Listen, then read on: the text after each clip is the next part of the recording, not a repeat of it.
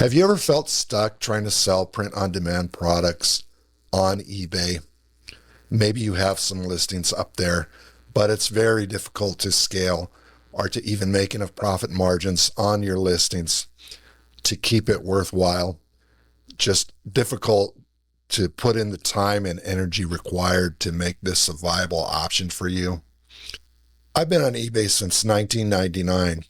And over the years, I've sold everything from clothing, jewelry, old magazines, dishes, electronics, you name it.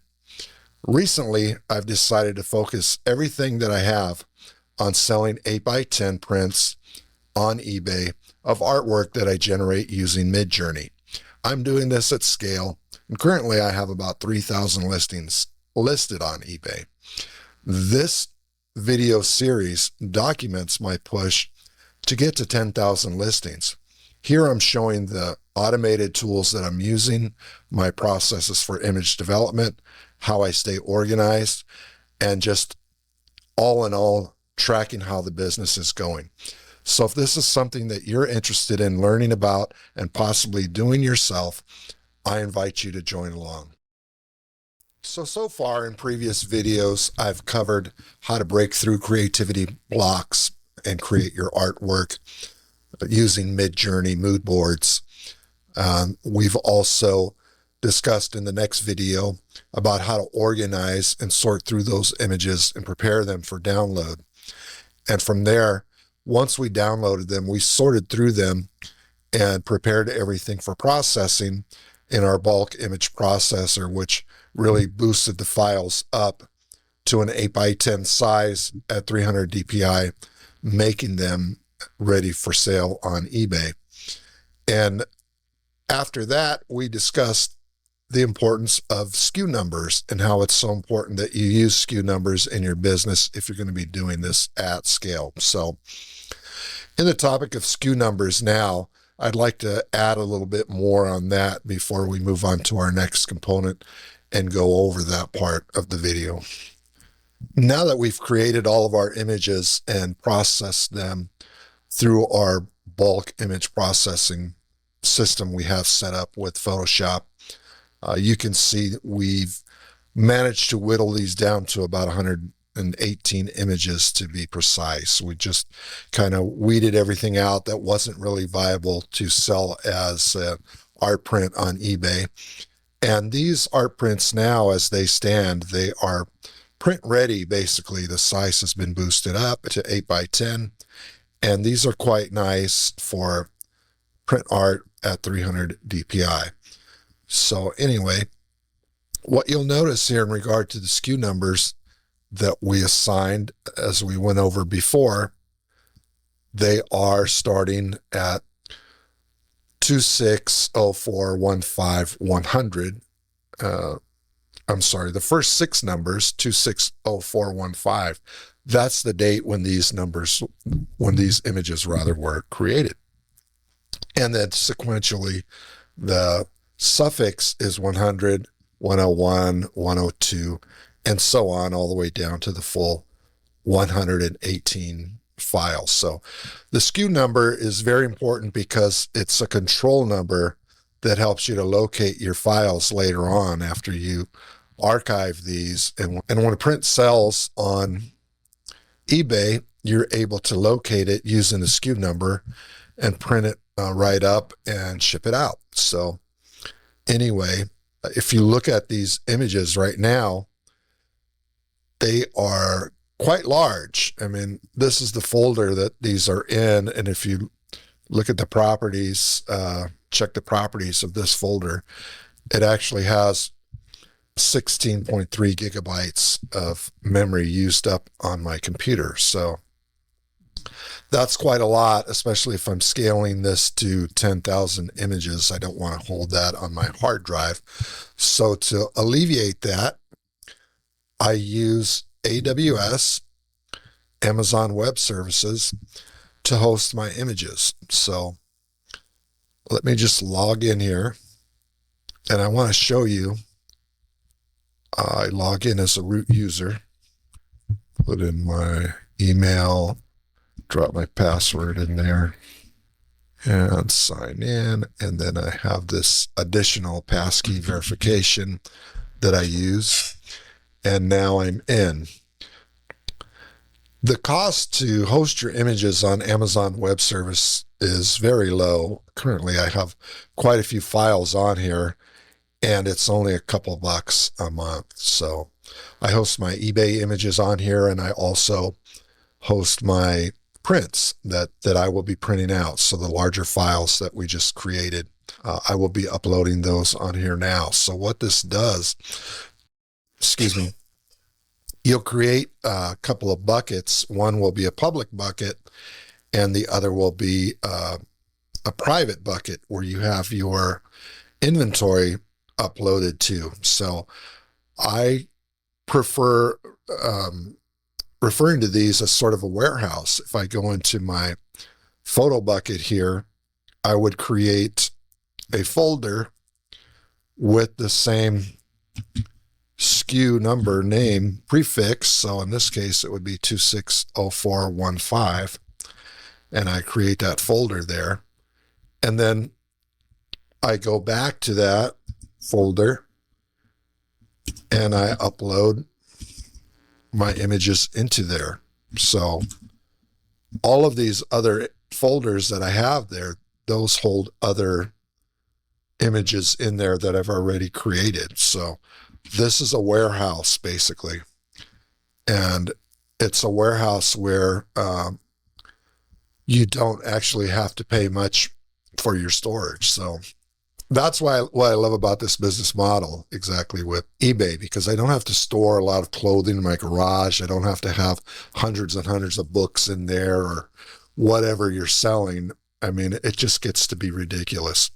So with the print-on-demand business, you can actually use companies like Printify and that sort of third-party print-on-demand service, which would handle the printing aspect for you. However, with your eBay fees and the cost that the print-on-demand company would charge you, the amount of profits left over for you if you were able to sell it at that elevated price level on eBay to make any money, it just really diminishes your returns very quickly. So it doesn't make it viable. But if you're printing these yourself and sending them out from wherever your operation is and remove the third-party print-on-demand service, then the profit margins make sense. And that's what I found. I tried the other way. It just didn't really work for me. So anyway, I'm using Amazon Web Services to host all of my images. And you'll also see later on when we develop more mockups with these images with frames and make them more attractive that go into to produce our eBay listings, you'll see that those files are smaller and that you'll also be hosting these on the public bucket here on eBay. So there's a spreadsheet that we'll use to upload our products into eBay, and we'll get to that in subsequent videos. So anyway, I'm going to pause this and let this finish uploading. Okay, so those images are just about uploaded. And like I said, this is a great way to warehouse your SKU numbers and your inventory for printing on eBay once it sells. It's pretty simple. Just download the file and print it out. It's ready to go. I also usually save my images once they're assigned the SKU number to a external hard drive, and that helps me to be sure that I have the images in both places in case something happens with Amazon Web Services and I can't access them, as well as maybe something happens on the hard drive.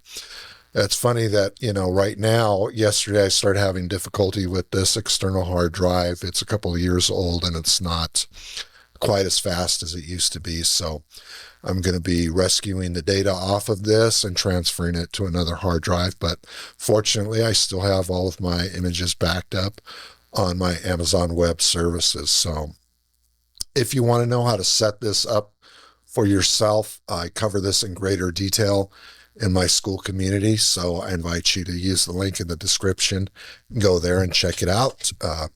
Otherwise, I highly recommend Amazon Web Services.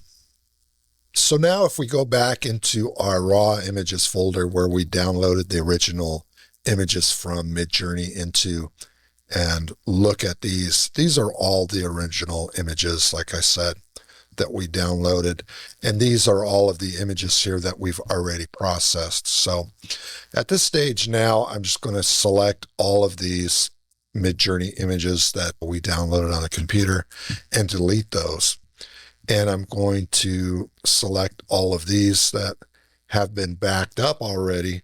And I'm going to hit Control C on my keyboard for copy these. I'm going to hit Control V and just transfer these, paste them right into that download folder for these raw images. So the reason for this is that we're going to use these now as the master files to manufacture more bulk mockups and do that at scale. So now that we have those copied over there into the raw images folder and replaced our Midjourney raw images, we're going to go ahead and delete these images out of the 8x10 folder.